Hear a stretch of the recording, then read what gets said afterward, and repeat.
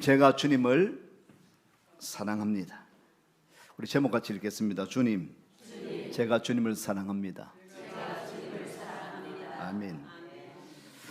사랑하는 성도 여러분, 부활절은 지났지만 부활의 은혜가 지나간 것은 아닙니다. 절기는 지나가도 주님은 살아계시고 예배는 마쳐도 주님의 부르심은 끝나지 않습니다. 오히려 부활절 이후가 더 중요합니다. 예배 시간에는 마음이 뜨거워질 수 있습니다. 찬송할 때는 감동이 있고 은혜가 있고 눈시울이 뜨거워질 수 있습니다.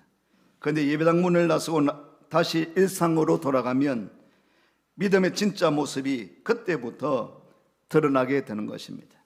그때도 여전히 일상 속에서도 여전히 주님을 사랑하는가, 그 사랑으로 살아가는가, 거기에서 신앙의 깊이가 드러나는 것입니다. 요한복음 21장은 바로 그 지점에서 우리를 붙드는 말씀입니다.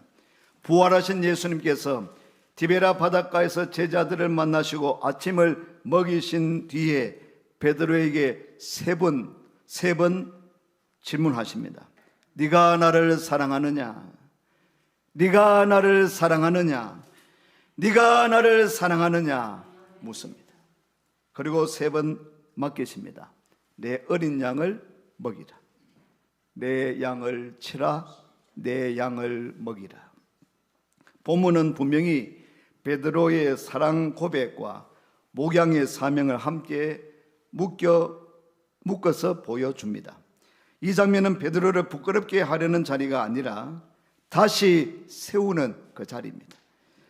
여러 해설이 공통적으로 지적하듯이 예수님의 세 번 질문은 베드로의 세 번 부인을 정면으로 마주하게 하면서도 결국 회복과 재위임으로 이끕니다. 특히 요한복음 18장 18절, 21장 9절에 함께 나오는 숯불은 실패의 기억을 회복의 자리로 바꾸시는 주님의 섬세한 손길로 자주 해석됩니다. 요한복음 18장에서 숯불 앞에서 그 베드로가 비겁하게 여종이 물을 때 너도 저 사람 예수 따라다니는 그런 사람이지 라고 했을 때 아니다라고 세 번이나 부인하고 말았습니다. 다시 21장에 숯불 피워놓고 생선과 떡을 나눠주시면서 이 제자들을 챙겨주시는 그런 모습을 발견하게 됩니다. 오늘 이 숯불은 실패의 기억을 다시 회복의 자리로 바꾸시는 주님의 섬세한 그런 손길로 우리는 해석할 수 있습니다. 또 본문의 중심은 사랑을, 네가 나를 사랑하느냐? 주님을 사랑합니다. 이 사랑을 뜻하는 헬라어 단어가 필레오라는 단어, 아가페라는 단어를 사용하고 있는데, 그래서 학자들은 필레오, 우정적인 사랑, 아가페, 신적인 사랑, 이런 단어 차이를 많이 해석합니다. 그런데 그 단어 차이를 분석하고 해석하는 데 있기보다도 중요한 것은 베드로를 다시 세우시고 양떼를 맡기시는 그 자리, 그 모습을 오늘 우리에게 보여주고 있는 것입니다. 첫 번째, 주님은 실패한 자리에서 다시 부르십니다. 우리 제목같이 한번 읽겠습니다. 소제목 시작. 주님은 실패한 자리에서 다시 부르십니다. 아멘. 베드로는 여러분 숯불처럼 뜨거운 사람이었습니다. 누구보다 앞장섰습니다. 누구보다도 큰 소리 쳤던 사람이 베드로입니다. 모두 주를 버릴지라도 나는 결코 주님을 버리지 않겠습니다. 주님과 함께 오기도 가겠고 죽는데도 함께 가기를 각오했습니다라고 그렇게 당당하게 담대하게 이야기했던 분이 바로 베드로입니다. 그러나 우리는 잘 알고 있습니다. 그 결심은 컸지만은 십자가의 밤이 오자 베드로는 무너지고 말았습니다. 세 번이나 예수님을 모른다고 했습니다. 그리고 닭울음 소리와 함께 자기 모습을 보았습니다. 주님 말씀하셨지. 닭 울기 전에 네가 3번 부인할 것이다. 유럽에 가보면은 우리는 지붕 위에 주로 십자가가 있지만 그 교회 지붕 위에 닭이 있는 데가 있습니다. 닭 모양. 그 닭 모양이 뭘까요? 닭이 바로 베드로 사건입니다. 닭 울기 전에 네가 3번 나를 부인할 것이다. 우리 십자가를 바라보면서 주님을 생각합니다. 그 은혜를 생각합니다.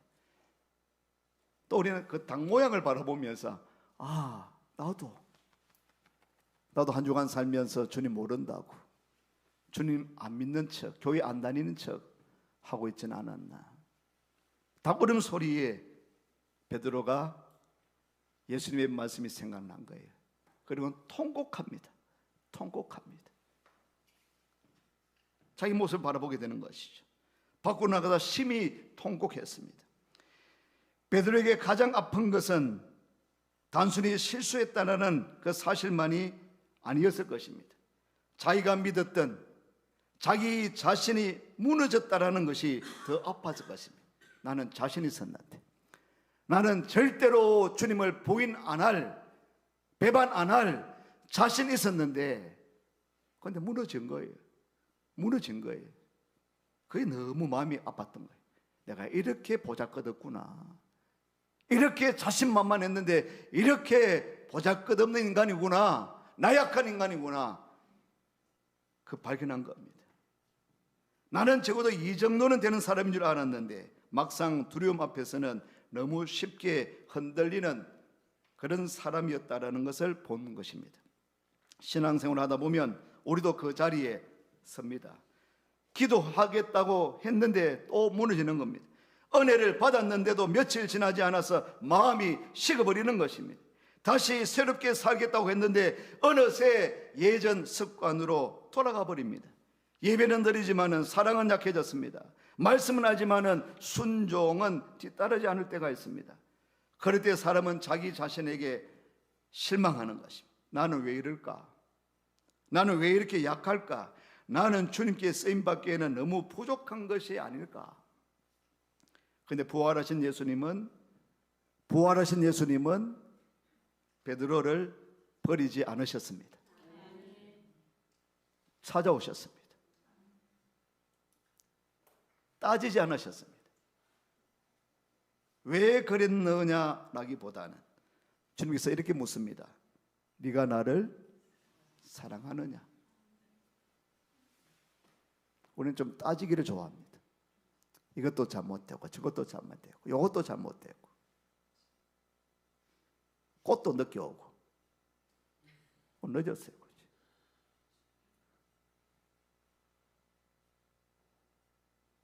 하면 화가 날 수 있습니다. 이거 지금 이거는 벌써 준비가 되어져야 되는데 예배 시간 임박해가 꽃이 온다든지 이래 되나? 다 따질 거죠. 다 따질 수 있는 거죠. 그때 얼핏 깨달아야 됩니다. 요놈 마귀가 지금 날 불평이 나도 원망하도록, 설교할 사람이 불평하고 원망하고 짜증내면서 여기 서 있으면은 은혜가 되겠습니까, 여러분?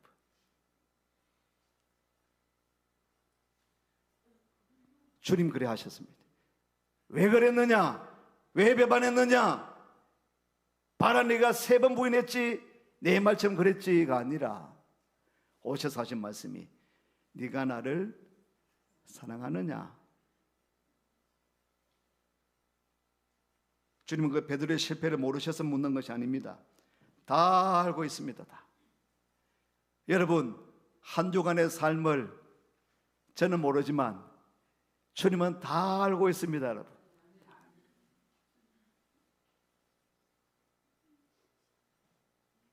좋았던 부분도, 기뻤던 부분도, 실수했던 부분도, 아팠던 부분도, 힘들었던 부분도 우리 주님은 다 알고 계십니다. 다 아시는 거예요. 주님이 베드로를 아시죠? 아시죠? 그런데 오늘 그 사랑을 물으십니다. 그것은 끝내려는 질문이 아니라 다시 베드로를 일으키시려고 주시는 질문입니다. 베드로는 요한복음 18장에서 숯불 앞에 서서 예수님을 부인했습니다. 오늘 요한복음 21장에서 다시 숯불 앞에 섭니다. 베드로가. 많은 주석가들이 이 연결을 주목합니다. 주님은 베드로를 상처난 기억의 자리로 다시 데려오셨지만 그를 망신 주시려고 하는 것이 아니라 그 자리에서 고치려 하신 것입니다. 실패의 자리를 회복의 자리로 바꾸시는 것입니다. 성경은 이러한 회복의 이야기를 자주 들려주십니다. 누가복음 7장의 죄 많은 여인은 사람들 앞에서 예수님의 발 곁에 엎드려서 웁니다. 사람들은 그의 과거를 보면서 비판합니다. 손가락질합니다. 그런데 예수님은 그의 사랑을 보았습니다. 누가복음 7장 47절 말씀에 같이 읽어봅니다. 이러므로 내가 네게 말하노니 그의 많은 죄가 사하여졌도다. 이는 그의 사랑함이 많음이라. 사함을 받은 일이 적은 자는 적게 사랑하느니라 하셨습니다. 여러분, 이 여인이 우는 거예요. 주님이 아셨거든요. 사람들이 알고 비판하고 손가락할 뿐 아니라 주님이 너무나 잘 아시거든요. 죄 많은 여인이라는 것을. 그 여인이 주님 옆에서 우는 거예요. 발 아래서 우는 거예요. 주님은 그것을 받아주시는 겁니다. 용서하시는 것입니다. 그의 많은 죄가 사하여졌도다. 아멘. 오늘 저 여러분들이 예배 드릴 때마다 이러한 눈물, 이러한 감격, 이러한 감동으로 주님 앞에 예배 드리면, 오늘 우리의 진심을 통하면서 주님 앞에 나아가면은 주님이 아시지요? 여러분 형편은 아시는 주님이 여러분에게 은혜를, 긍휼을, 축복을 베풀어 주실 줄로 믿습니다. 우리 이단희 권사님 너무 힘들어요. 오늘 오후에도 찬양인도를 하셔야 돼. 며칠째 지금 손도 자꾸 떨리고 서 있기도 좀 많이 불편해. 기도해 주십시오. 소신사명 잘 감당할 수 있는 그런 권사님 되도록 기도해 주십시오. 오늘 우리가 간구하고 기도하면 하나님께서 저희들의 간구와 기도 들으시고 은혜를 베풀어 주시고 다시 주님 주시는 힘으로 일어서게 해 주실 줄로 믿습니다. 우리 형제 자매들에게 여러 가지 기도 제목들이 있습니다. 그러므로 오늘 우리가 이 재단에서, 이 성전에서 기도가 끊어지지 않는 교회가 되어지기를 소망합니다. 아침으로 또 어제는 인근에 저 동구에서 섬기는 전도사님이 오셨는데 이분은 방언기도를 많이 하셔요. 그런데 오전에는 오셔서 예배 예의를 하세요. 여러분, 내가 방언기도 할 때 다른 아무도 방언기도 안 해. 우리 교회는 방언기도 안 합니다. 그런데 혼자 방언기도 크게 하면은 됩니까? 안 됩니까? 안 됩니다. 그렇게 하시면 안 되는 거예요. 그분이 조용히 예배드려. 다 가시고 나서 방언기도 하는 거예요. 어제 토요일 오후에 오시는 거예요. 기도 왔습니다. 아이고 잘 오셨다고. 물으니까 이제 통성명하고 자꾸 숨기는 거라. 직분도 숨기고 교회도 숨기고. 이단이가 왜 교회를 숨깁니까? 왜 직분을 숨깁니까? 그 말 안 했지만 다 웃어버리니까 어디에 삽니다. 저 동구 신기동에 개척교회 섬깁니다. 전도사입니다. 기도하러 아이고 잘 오셨다고. 한참 동안 2층에서 방언기를 혼자 하시는데 아주 기도를 열정적으로 하세요. 감사한 일 아닙니까, 여러분? 감사하죠. 예. 우리 와서 기도 안 하는데 전섬에 오셔가지고 기도하고 있으니까 얼마나 감사한 일입니까? 기도가 계속 이어져야 될 줄로 믿습니다. 이 여인을 향한 주님의 그 긍휼하심, 은혜 베푸심. 누가복음 15장의 탕자는 다 잃고 다 잃어버리고 돌아왔지만 아버지는 멀리서 먼저 달려가서 안아 주었죠. 누가복음 15장 20절에 있는 말씀처럼 이 돌아온 아들을 안아주시고 품어주시고, 그 아버지의 사랑, 예수님의 사랑입니다. 하나님의 사랑입니다. 오늘 이 아침에도 우리 주님께서, 우리 하나님께서 여러분을 품어주시고 은혜 베풀어 주시고 긍휼히 여겨주실 줄로 믿습니다. 성경은 한 번도 넘어지지 않는 사람의 이야기가 아니라 넘어졌어도 다시 돌아오는 사람, 그 사람의 이야기를 기록하고 있습니다. 주님이 베드로를 대하시는 그 모습을 보십시오. 너는 끝났다가 아니라 다시 일어나라 하시는 것입니다. 주님은 무너진 자를 외면하지 않으시고 다시 불러 세우십니다. 사랑하는 성도 여러분, 신앙 회복은 대단한 데서 시작되는 것이 아닙니다. 주님 앞에서 정직해질 때, 정직하게 나왔을 때, 그때부터 우리 신앙이 회복되기 시작하는 것입니다. 아무 일 없었던 것처럼, 안 아픈 것처럼, 문제 없는 것처럼 아니에요. 주여, 나에게 이런 문제가 있습니다. 주여, 나에게 이런 아픔이 있습니다. 주여, 너무 힘듭니다. 내놓는 거예요. 강한 척하지 않고, 괜찮은 척하지 않고, 주님, 제가 부족합니다. 그래도 주님을 사랑합니다. 그럴 때 여러분이 회복되기 시작하는 거예요. 그때 은혜가 다시 임하게 되는 겁니다. 두 번째입니다. 주님은 사랑을 돌봄으로 흘려보내게 하십니다. 주님 그 사랑을 돌봄으로 흘려보내는 것입니다. 예수님은 베드로의 대답을 들으시고 곧바로 말씀하셨습니다. 내 어린 양을 먹이라, 내 양을 치라, 내 양을 먹이라 하셨습니다. 주님을 사랑하는 마음은 반드시, 내가 주님을 사랑합니다 그러면 반드시 삶으로 흘러가야 하는 것입니다. 주님은 베드로에게 눈물만 요구하시는 것이 아닙니다. 감정적인 고백만 원하지 않으셨습니다. 사랑을 말했으면, 주님 사랑합니다, 그 사랑을 말했으면 이제 양을 돌보라고 말씀하시는 겁니다. 사역을 감당하라고 말씀하시는 것입니다. 베드로의 그 사랑 고백은 양떼를 먹이고 돌보는 책임으로 이어져야 하는 것입니다. 주님 사랑은 결국 사람 사랑으로 드러나는 것입니다. 보이지 않는 주님을 사랑한다고 말하면서 보이는 양떼를 외면할 수가 없는 것입니다. 요한일서 4장 20절 말씀 우리 같이 읽어봅니다. 누구든지 하나님을 사랑하노라 하고 그 형제를 미워하면 이는 거짓말하는 자니 보는 바 그 형제를 사랑하지 아니하는 자는 보지 못하는 바 하나님을 사랑할 수 없느니라.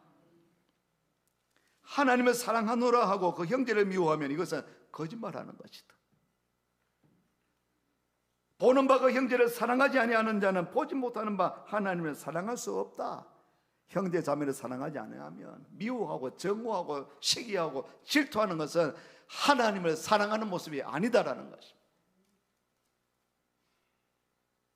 주님을 사랑한다면 주님이 사랑하시는 그 사람을 귀하게 여겨야 되는 것입니다.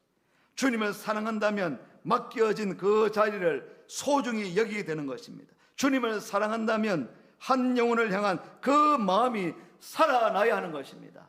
할렐루야. 지난 주간에 제가 목요일 금요일 갈까 말까 하다가 다녀왔습니다. 경기도 대회 세계 성시와 경기도 대회를 했습니다. 작년에는 군산에서, 저작년에 대구에서 시작했습니다.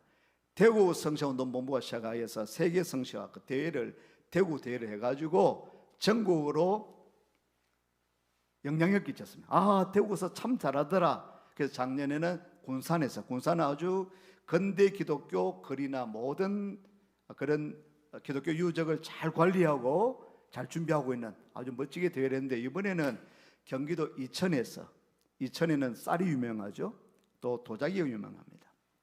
그곳에서 예배를 드렸는데 이천 은광교회라고 하는, 아이들만 해도 한 800명이 모입니다. 우리 대구에는 대흥교회 한 600명 정도 모이잖아요. 5, 600명 아이들만 해도.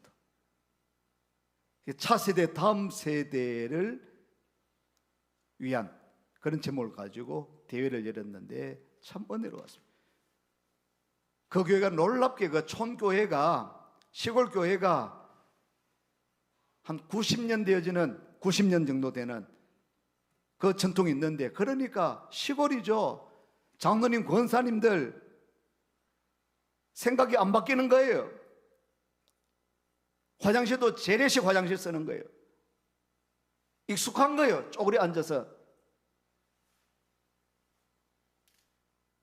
그 화장실이 익숙한 거예요. 이 목사님 부임하셔서 고칩시다. 서로 이렇게 고치자고. 돈 많이 든다고. 우리 괜찮다고. 장로님, 권사님들은 괜찮지만 5년 후, 10년 후에 우리 아이들, 젊은 사람들이 여와서 쪼그려서 용변 보겠습니까? 교회가 그만 문 닫으려고 합니까? 5년 후가 잘 되는 교회, 10년 후가 부흥하는 교회, 할렐루야. 그런 교회가 되려고 하면은 바꿔야 됩니다. 바꿔야 됩니다. 수 없는 핍박이 있었습니다. 고난이 있었습니다. 다 바꿨습니다, 목사님. 젊은이가 넘치는, 아이들이 넘치는, 갓난 아기가 넘치는 그러한 교회가 되었습니다. 할렐루야. 한 영혼, 어린 영혼에 대한 그 관심, 그 눈물의 기도, 이 아이들 하나 살려야 된다라는 그 기도, 그 관심, 그 열정, 교회가 놀랍게 성장했습니다. 대원교회도 그래요. 대원교회도 40여 년 동안 15명의 아이들, 청년들 데리고 시작했는데 지금은 1000명 넘는 큰 교회로, 아름다운 교회로, 특별히 다음 세대에 아이들이 많은 교회로 성장하는데 그 비결이 뭐냐? 한 영혼 아이들. 일반 교회에서는 아이들 오면은 죄송합니다, 돈 안 된다고, 재정 능력 없다고, 아이들 많고 청년들 많으면은 다 퍼줘야 되고 다 먹여야 되고 돈 든다고. 그 아이들이 벌써 다 자라났어요. 우리도 다 자라났는데 다음 아이들이 없습니다. 금방 자라가는 거예요. 자라나는 거예요. 다 직장인들이 다 됐습니다. 그러니까 우리 생각이 참 잘못된 거죠. 재정 능력 있다 없다가 아니라 한 능력, 한 영혼, 한 심령을 향한 그 관심이 주님의 관심이잖아요. 예수님의 관심이잖아요. 가난한 자라도, 아픈 자라도, 힘들어하고 있는 자라도 주님은 외면하지 않습니다. 주님은 외면하지 않습니다. 주님 그들을 살피는 거예요. 함께 하는 거예요. 우리도 주님의 마음을 품으면 주님께서 우리 마음을 어여삐 보시고 우리가 부족하면 채워주실 거예요. 모자라면 부어주실 겁니다. 할렐루야. 한 영혼에 대한 그 관심이 끊임없이 일어나는 우리 대구심교회가 되어지기를 소망합니다. 성경에서 바나바가 그러합니다. 바나바, 사도 바울 되기 전에 이 사울을 잘 아꼈던 사람, 위로했던 사람, 함께했던 사람이 바나바잖아요. 사울을 두려워하지 않았습니다. 받아주었습니다. 마가가 선교여행에서 이탈했습니다. 바나바는 그를 포기하지 않았습니다. 오히려 사도 바울은 갈라서자 했거든. 싸웠거든. 바나바하고. 그런데 바나바는 그를 포기하지 않고 품어주었습니다. 나중에는 바울도 마가를 데리고 오라, 그가 나의 일에 유익하다라고 다시 선교 여행에 합류합니다. 한 사람을 품는 돌봄이 결국 한 사람을 다시 세워가는 것입니다. 교회 안에서 겉으로 티가 나지 않는 작은 양들이 많습니다. 혼자 예배 드리러 오는 성도, 병든 가족을 돌보느라 지친 그런 성도들, 괜찮은 척하지만 속은 무너지는 그런 분들이 계십니다. 떠날까 말까 망설이는 그런 사람들, 그런 청년들이 있습니다. 말없이 뒤에 앉아있는 새가족들이 있습니다. 주님은 그런 사람들을 보면서 누가 좀 돌봐주면 좋겠다 라고 말씀하지 않고 우리에게 말씀하십니다. 여러분에게 말씀하십니다. 내 양을 먹이라. 내 양을 먹이라. 주님이 말씀하시는 것입니다. 양을 먹이는 일은 거창한 일을 말하는 것이 아닙니다. 안부를 묻는 전화 한 통일 수 있습니다. 식사 한번 같이 하는 것일 수 있습니다. 말씀 한 구절을 붙들어 주는 것일 수 있습니다. 또는 내가 당신을 위해서, 형제를 위해서, 자매를 위해서 기도하고 있습니다라고 진심으로 말해주는 것일 수 있습니다. 사람을 쉽게 판단하지 않고 오래 품어주는 것일 수 있습니다. 부활절 이후에 우리 교회가 회복해야 할 것도 바로 이것인 것입니다. 입당 감사 예배 이후에, 오늘 임직 감사 예배 이후에 행사에 감동만 남는 교회가 아니라, 다시 사람을 살리는 교회가 되어야 될 줄로 믿습니다. 다시 말씀으로 양을 먹이는 교회가 되어야 됩니다. 다시 한 영혼을 품는 교회가 되어야 됩니다. 주님을 사랑한다면 결국 사람을 돌보고 살리는 쪽으로 움직이게 되는 것입니다. 한 영혼, 한 심령을 회복시키고 돌아오게 하고 돌보고 살리는 일에 힘쓸 수 있는 우리 대구의심 교회가 되어지기를 소망합니다. 만약 세 번째입니다. 주님은 사랑의 고백을 다시 걷는 순종으로 이끄십니다. 세 번째 질문 앞에서 베드로는 근심했습니다. 오늘 본문 21장 17절 말씀 같이 읽어봅니다. 세 번째 이르시되 요한의 아들 시몬아 네가 나를 사랑하느냐 하시니 주께서 세 번째 네가 나를 사랑하느냐 하심으로 베드로가 근심하여 이르되 주님 모든 것을 아시오매 내가 주님을 사랑하는 줄을 주님께서 아시나이다. 예수께서 이르시되 내 양을 먹이라. 이 대답은 예전의 베드로와 다릅니다. 예전에는 자기 확신에 강했습니다. 내가 하겠습니다. 나는 할 수 있습니다. 내가 끝까지 갈 수 있습니다. 나는 배반하지 않습니다. 그랬던 사람이 이제는 다르게 말합니다. 주님 모든 것을 아시오매 이제는 자기 자신보다도 주님께서 아신다라는 주님의 아심에 기대고 있는 것입니다. 이것이 성숙하는 것입니다. 신앙은 내가 얼마나 강한 사람인가를 증명하는 일이 아닙니다. 주님 없이는 나는 설 수 없다라는 그것을 아는 데서부터 우리 신앙이 깊어지는 것입니다. 우리 신앙이 자라나는 것입니다. 고린도전서 10장 12절 말씀처럼 그런즉 선 줄로 생각하는 자는 넘어질까 조심하라. 교만해서는 안 되는 것입니다. 그럼 우리 신앙은 자라날 수 없습니다. 무너지는 것입니다. 베드로는 그 말씀을 몸으로 배웠습니다. 그러나 그는 거기서 끝나지 않았습니다. 부활하신 주님이 그를 다시 세우셨기 때문입니다. 그리고 정말 다시 걷는 사람이 됩니다. 사도행전 2장에 보면 그는 담대히 복음을 전합니다. 한때 사람들 앞에서 예수님을 모른다고 했던 그 사람이 이제는 사도행전 2장 36절 말씀에 이 베드로의 설교가 나오는데요. 읽어보겠습니다. 그런즉 이스라엘 온 집은 확실히 알지니 너희가 십자가에 못 박은 이 예수를 하나님이 주와 그리스도가 되게 하셨느니라 하느니라. 아멘. 이스라엘 온 집은 확실히 알지니 너희가 십자가에 못 박은 이 예수를 하나님이 주와 그리스도가 되게 하셨다. 회복은 감정의 회복으로 끝나지 않습니다. 방향의 변화로 나타나는 것입니다. 베드로는 다시 걷기 시작한 것입니다. 성경은 이런 회복의 이야기를 계속 들려주고 있습니다. 야곱은 형을 속였습니다. 아버지를 속였습니다. 야곱은 깨가 많은 사람입니다. 그래서 결국은 도망치죠. 외삼촌 집으로. 그때 베델에서 하나님을 만난 후에 다시 그 길은 새롭게 시작되고 있음을 보여주고 있습니다. 다윗은 큰 범죄를 지었습니다. 시편 51편 10절 말씀에 하나님이여 내 속에 정한 마음을 창조하시고 내 안에 정직한 영을 새롭게 하소서라고 회개했습니다. 마가는 중도에서 떠났습니다. 나중에 다시 유익한 동력자가 되었습니다. 성경은 여러분 실패 없는 사람들의 책이 아니라 다시 돌아와서 다시 걷는 사람들의 책입니다. 그러니 부활절 이후의 우리의 신앙은 다시 걷는 신앙이어야 합니다. 다시 기도하는 신앙이어야 합니다.